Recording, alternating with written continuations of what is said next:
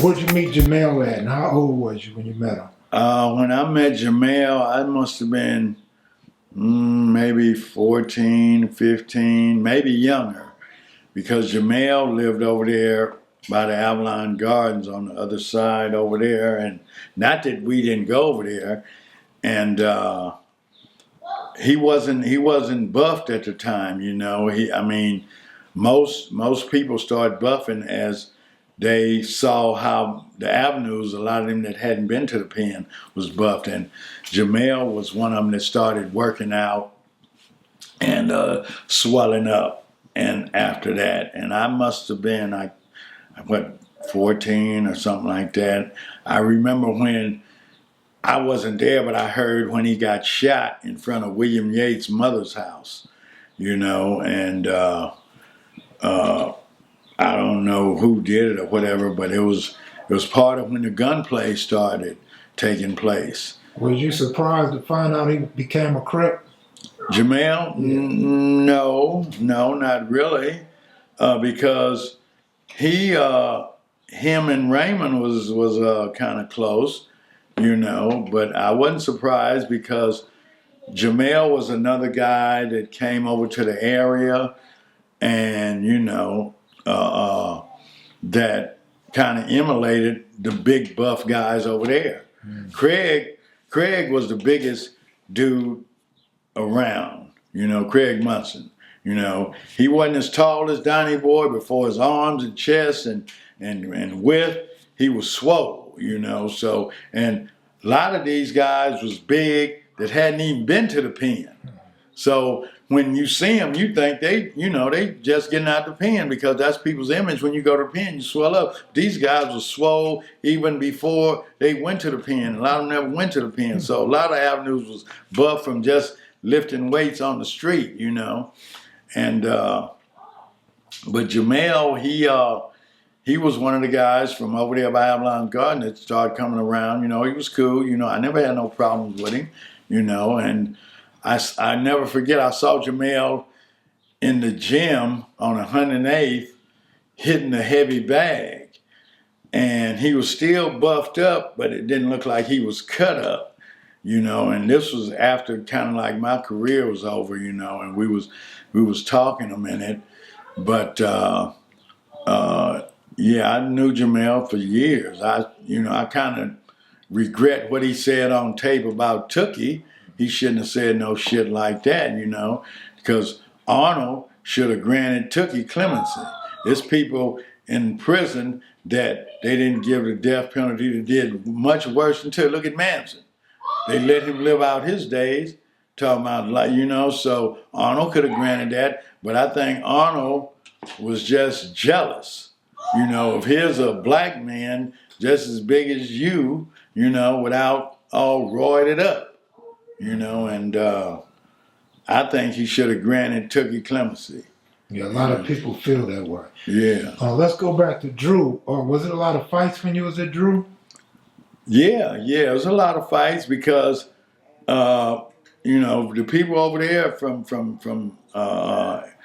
on the east side, on that side, on the west side of Compton, we fought the guys from over there on Compton, like I said, you know, but then in a lot of cases we became friends with them, you know, and but anybody, you know, from that area, it was people that I didn't know it because we were kids, I guess, you know, teenagers.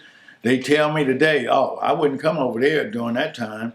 And I would wonder why, and I know we had a reputation for fighting different places because there were parties we would go to and turn out, stuff like that. But it was fights always at Drew, at Fremont. I only went to school to fight.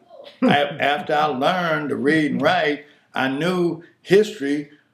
I didn't actually know it then, but it didn't really interest me because it wasn't none of my people that they were talking about. These were all white people. And now I understand that they was lying even about that. You know, they was lying about history, and they gonna keep lying about it because they want to keep certain shit hidden. They don't want it to get out.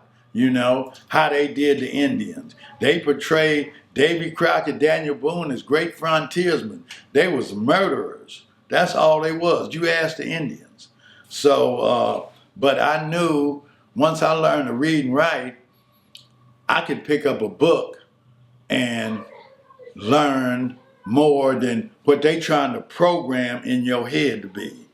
You know, I understand now that Russell, Drew, and most of those schools in the inner city are substandard.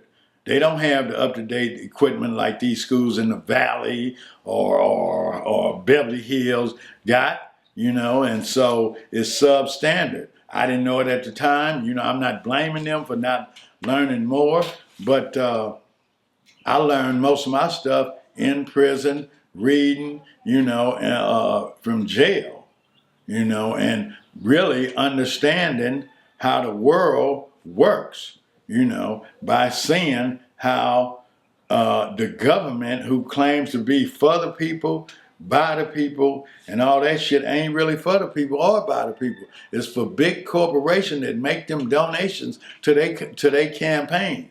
And they don't want it to come out. For as the little man, they don't care about you unless you some big time millionaire and got millions to spend.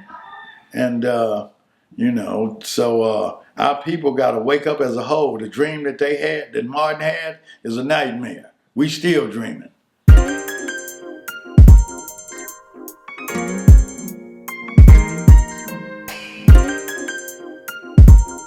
I got kicked out of Fremont for throwing chairs out of the window, out of the second story window. And like I said, I just went there actually to get in fights. I didn't really go to learn. And the first school they sent me to was Southgate. And me and Raymond Burns was the only two brothers there. And I went there, I guess, maybe 2 or 3 months. And it wasn't too many fights there, I noticed, because all the kids was white, you know. And I don't ever remember them saying, nigga, because it would have been on if they had.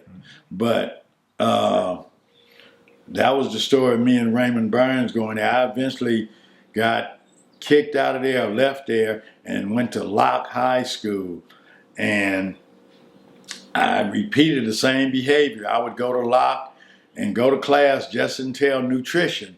Once nutrition started, I would get in line and like I'm getting a tuna sandwich and orange juice. Once I got up to the front, I would grab the money box, run to the gym field, hop the fence, and Bob, Bear's younger brother, one of my homeboys, would pick me up and we'd go get a sack of weed, you know. And I did that for, I guess, until they got tired of that shit and kicked me out of there. And my father was the type said, you ain't gonna lay up in here and not work. And instead of going to work, I went to jail. And once I got out of jail, then I had to go to work. How'd you guys get to school back then? We walked. We walked everywhere. We would walk as far as Huntington Park. Me and Fred Jackson, Paul Jackson's younger brother, me and him walked from downtown L.A. because our car broke down on us way out in the desert, California City. So we would walk every place. Even as a group, we would walk by the castle over there where they saying Castle Crips, to Fremont, over by the gardens, to the Watts Festival that was up there at Real Rogers Park at the time. They changed it now to Ted Watkins because of what he did with the Watts Labor Community Action Committee, where I worked there too. I went to school to Russell with Ted Watkins' son, Timothy Watkins. And they changed it, I think, 90s or whatever. I don't know exactly when, but we would walk everywhere, you know, and that was the beauty of it. You didn't have to worry about somebody driving by or shoot for what if you might get in a fight with somebody, as I said, you know, or a group of people. And we would even walk and ride bikes way down past Vermont. I remember an incident where we got into it with the Vermont boys, I guess they call themselves. We had took some bikes And we made it all the way back past Central Avenue before their older brothers called me, Bob, and I think Fred Jackson, Paul Jackson, and the older brothers jumped out and served us, and took their younger brothers' bikes back and stuff. But it's all a part of growing up in the heart of South Central LA. Being part of a clique, which I guess white people or the outside world sees as a gang, is like growing up in a certain area. You gravitate toward what people do, the older people do in that area. As I said yesterday, if you're in an area where people was dressing real sharp, like pimps or a bunch of jewelry, and as a youngster you grow up seeing that and idolize it, that's what you do, when you grow up. If they low riding, that's what you try to do. In our area over there, people fought. People would take the younger guys out to different neighborhoods to fight other people. So, it's something that people from that area did. And that's how Raymond developed his fighting skills, when he moved on beyond the neighborhood over by Fremont and started challenging different gang leaders, from here. And like they say, 80-90% of the time, he won.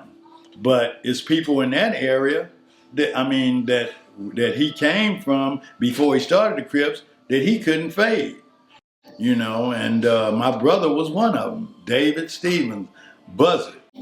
Kenny Carter is another one that I would like to mention, who's been locked up since he's been 17. And it's people that's done much worse. He's Bunchy Carter's younger brother. So people have paroled us, killed 2 or 3 people and things like that. And they got him on lockdown. And one day I hope, before I pass, we can see each other on the street again.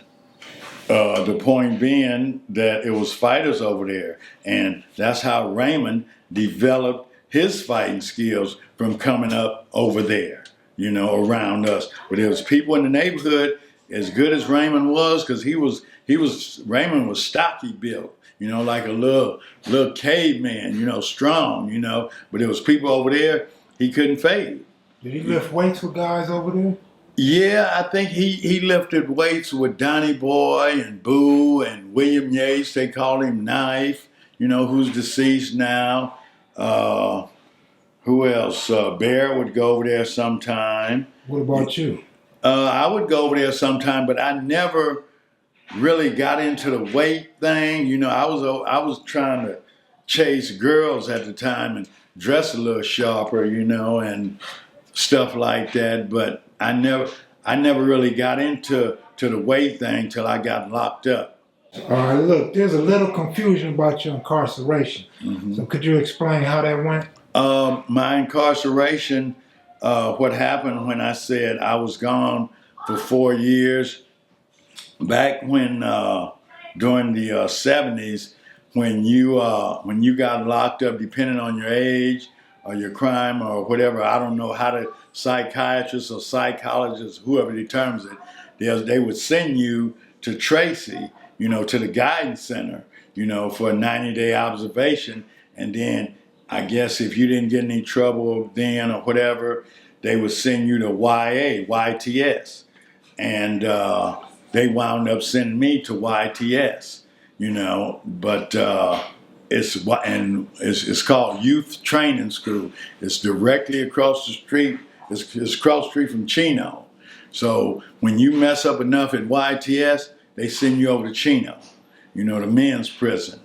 And my brother's reputation was known before I got there. When I got there, Baby Squab's older brother, Jerome Hutchinson, who was at Avenue, he was still there. My brother had left. And I remember the Hutchinson family coming up to visit Jerry, and that's how it went. I stayed in YTS. I was locked up in I think late '69, and I got out November of 1972. And that's when you started hitting the iron? I was hitting the iron when I was in YTS, you know, and when I got out though, I wasn't hitting no iron. I kind of went kind of buck wild when I got out from freedom, you know, from being locked up. I know. You ready to go? Yep, I'm ready. I remember when the Crips would come up to the Watts Festival or any large gathering of black people, and the crowd would separate like the Red Sea for Jesus, you know, and let them through, you know, and sometimes it would even be a stampede or whatever, and that was the emergence of the Crips. But as I say, for as with me, I never really ran with a crowd. Maybe one, maybe two people, but a group as a whole, you know. And my father, I kind of credit him with that. I mean, we were still homeboys. If something happened, you know, I'm with you, you know. But a lot of times, you know, just being out there doing shit, the more people can tell on you, the more people that you with, you know. And so when you get put in that cage, there's no such thing as homeboys on the street.